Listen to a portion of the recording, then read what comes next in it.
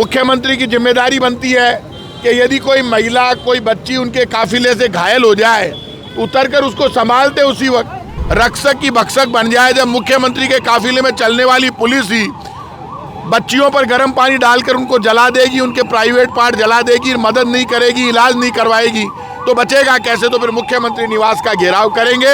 ये कई बीजेपी के चमचे कहते हैं कांग्रेस, अरे कांग्रेस 2.5 साल से बीजेपी की सरकार है। कांग्रेस की सरकार ने कानून बनाया था इस तरह की घटना के लिए 10 लाख रुपए की सहायता तो तुरंत कर सकते हैं। ये यहाँ पर उस बच्ची जो जल गई उसको संभालने की फुर्सत नहीं है। और कंगना रनौत यहाँ पर आई, मेरे अंदाज 19 तारीख को रेसू गुप्ता को मुख्यमंत्री के काफिले में चलने वाले सुरक्षा कर्मियों ने जाकर उसका ठेला उलट दिया और गर्म पानी उससे उसके ऊपर गिर गया। मुख्यमंत्री जी का काफिला रुका ही नहीं और मुख्यमंत्री जी रुककर यदि महिला को संभाल लेते तो लगता कि राजस्थान की हर बेटी को अपनी बेटी मानते हैं। मुख्यमंत्री जी को शायद ये पता नहीं है कानून के अनुसार हर बेटी उनकी बेटी है। मुख्यमंत्री की जिम्मेदारी बनती है कि यदि कोई महिला, कोई बच्ची उनके काफिले से घायल हो जाए उतरकर उसको संभालते उसी वक्त। उन्होंने उसको तो संभाला नहीं और उन्होंने जो पाप किया उस पाप का परिणाम है कि वहाँ रेसू गुप्ता के प्राइवेट पार्ट जल गए। आज तक उनसे मुख्यमंत्री का कोई ओएसडी नहीं मिला, पीए नहीं मिला, मुख्यमंत्री खुद नहीं मिले, जयपुर का कोई बड़ा अधिकारी नहीं मिला, कलेक्टर नहीं मिले।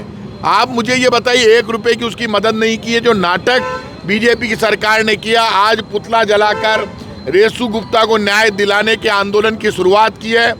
यदि अगले 24 घंटे में रेसू गुप्ता को न्याय देकर और उसकी आर्थिक सहायता करके उसके परिवार को संतुष्ट नहीं किया और रेसू गुप्ता मामले में सरकार ने अपनी गलती नहीं मानी, क्योंकि आप किसी को जब रक्षक की भक्षक बन जाए, जब मुख्यमंत्री के काफिले में चलने वाली पुलिस ही बच्चियों पर गर्म पानी डालकर उनको जला देगी, उनके प्राइवेट पार्ट जला देगी, मदद नहीं करेगी, इलाज नहीं करवाएगी, तो बचेगा कैसे? तो फिर मुख्यमंत्री निवास का घेराव करेंगे। मैं खुल के कह रहा हूँ, यदि जयपुर में इस तरह से आप बच्चियों के ऊपर गर्म पानी डालकर उनको जलाओगे तो सड़कों पर आर पार का संघर्ष होगा। और यदि जयपुर में लॉ एंड ऑर्डर की सिचुएशन पैदा होती है और आमने सामने टकराव होता है सरकार से, पुलिस से, तो उसके लिए राजस्थान की बीजेपी की सरकार जिम्मेदार होगी। बेटियों पर हमला बर्दाश्त नहीं कर सकते। ये जो घटना हुई है इसमें किसी गुंडे ने नहीं की है, किसी अपराधी ने नहीं की है। मुख्यमंत्री के काफिले में चल रहे सुरक्षा कर्मियों ने एक बच्ची को जला दिया और मुख्यमंत्री जी अभी तक उसकी सुध नहीं ले रहे। ऐसे में यदि अब टकराव होगा तो उसके लिए बीजेपी की सरकार जिम्मेदार होगी। हमारे नेता लोग उनसे मिलने गए, मैं इसलिए मिलने नहीं जा रहा हूं कि हर बार ये कहते हैं कि बीजेपी वाले जाएं। मैं भी मिल लूंगा, हम तो हमारी तरफ से जो भी होगा पूरी मदद करेंगे। लेकिन आप कहाँ हो? ये कई बीजेपी के चमचे कहते हैं कांग्रेस, अरे कांग्रेस 2.5 साल से बीजेपी की सरकार है। कांग्रेस की सरकार ने कानून बनाया था इस तरह की घटना के लिए 10 लाख रुपए की सहायता तो तुरंत कर सकते हैं। ये 10 पैसे की सहायता नहीं की और गलती तो मानो। आज तक एक ही काम चल रहा है, मुकदमा वापस ले लो, ऐसे। अरे भाई साहब, वहाँ जाके उलटने की क्या जरूरत थी? पूरे जयपुर के दुकानदार, थड़ी वाले, ठेले वाले बुलडोजर से उजाड़ दिए। और अब आप गुंडागिर्दी पर, जब मुख्यमंत्री के काफिले में चल रहे पुलिस वाले गुंडागिर्दी करेंगे तो बच्चियां बचेगी कैसे? इसलिए अब संघर्ष आर पार का होगा। और मैं कह रहा हूं 24 घंटे का टाइम भाजपा सरकार का है। बच्ची को और उसके परिवार को संतुष्ट कर दो, उसको संभाल लो, उसकी मदद करो, वो परिवार संतुष्ट हो जाएगा। बच्ची संतुष्ट हो जाएगी तो राजस्थान संतुष्ट हो जाएगा, नहीं तो हम सड़कों पर उतरेंगे और इसके लिए राजस्थान की भाजपा सरकार जिम्मेदार होगी। कोई भी टकराव होता है तो एक तरफ तो जाएंगे, काय की बेटी पढ़ाएंगे, ये महिला सशक्तिकरण की बात करते हैं। ना तो मुख्यमंत्री भजनलाल शर्मा गया, राजस्थान की उप मुख्यमंत्री दिया कुमारी बड़ी बड़ी बातें करती है। कहाँ है दिया कुमारी जी? क्यों नहीं मिल रही जाकर? महिलाओं की बात करती है, महिला ऐसी, बेटियां ऐसी। अरे आप भी महिला हो, उसके प्राइवेट पार्ट जल गए, वो आपकी बेटी है, जाकर मिलो उससे। उप मुख्यमंत्री हो, जयपुर की सांसद मंजू शर्मा ढूंढ रहे लोग मोमबत्ती लेकर। कहाँ है मंजू शर्मा?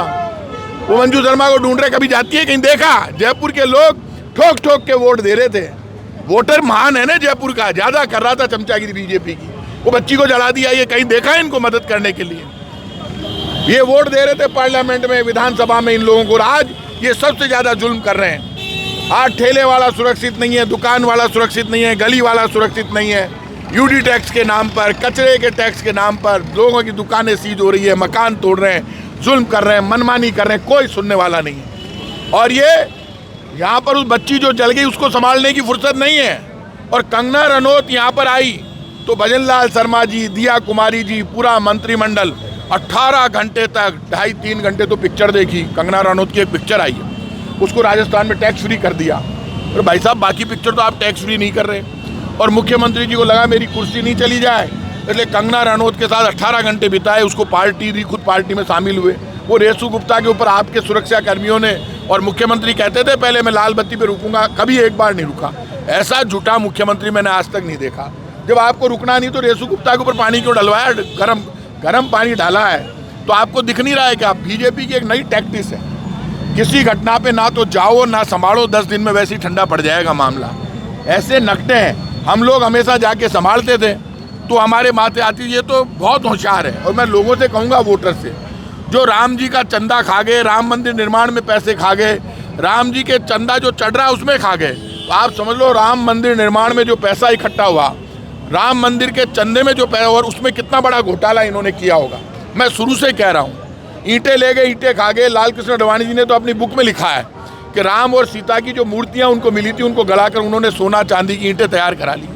सोने चांदी की ईंटें भी गई और जो मिट्टी की ईंटें थी वो भी खा गए। अब तो खुल के आ गई सच्चाई कि भारतीय जनता पार्टी के नेता जो इनसे मिले हुए हैं, वो जो सरकार के प्रतिनिधि थे, वो राम जी के नाम से चंदा खा गए और राम मंदिर निर्माण में पैसे खा गए। अब तो ठप्पा लगा दिया सरकार ने, सब पकड़े गए। अब तो गिरफ्तारियां भी हो गई। अब बीजेपी वाले कुछ नहीं बोलेंगे, खुलेआम लूट रहे हैं। जो राम जी के नाम से लूट रहे हैं, बच्चियों को क्या छोड़ेंगे?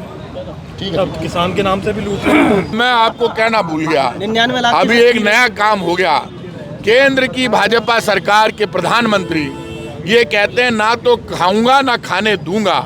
प्रधानमंत्री जी तो ये कहते हैं, हमारे राजस्थान के एक केंद्रीय कृषि राज्य मंत्री हैं, उन्होंने तो कमाल कर दिया।